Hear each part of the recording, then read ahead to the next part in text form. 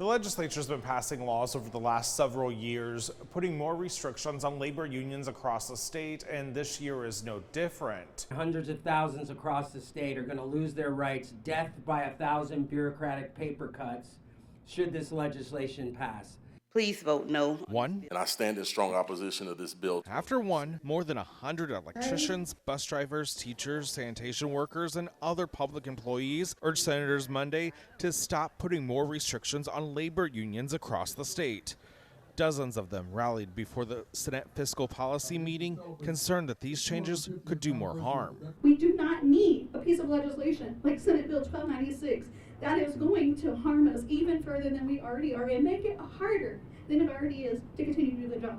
The committee made changes to Senate Bill 1296 while still building off public employee union requirements implemented a couple years ago. The changes require unions to have 20% of their members vote on ratification and recertification, and then 60% to pass. The bill also limits when they can take paid leave to advocate for union issues. Polk County teacher Laura Allgood says this bill can make life more difficult for unions and their members. I love teaching and I love my students and I want to continue to do this job. And I don't want to do it any harder than it already is now. And I urge you, please vote no. It's important to have a safeguard in here. I think a simple majority is like, it feels common sense to me. Senator Jonathan Martin is carrying the bill. He says it's needed to make sure more people have the right to work. Certifying this bargaining group, you're requiring every other person out there who's in that group to keep their mouth shut.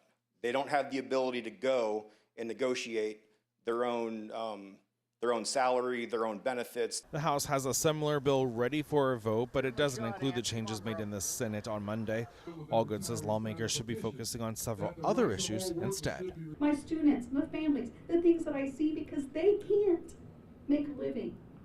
I see we have out of control discipline. We have so many things going on in our school. We need to be focusing on that. Now, if this does become law, there are likely to be legal challenges. A legislative staff analysis says that provisions in this bill could be unconstitutional. At the Florida State Capitol, I'm Cody Butler reporting.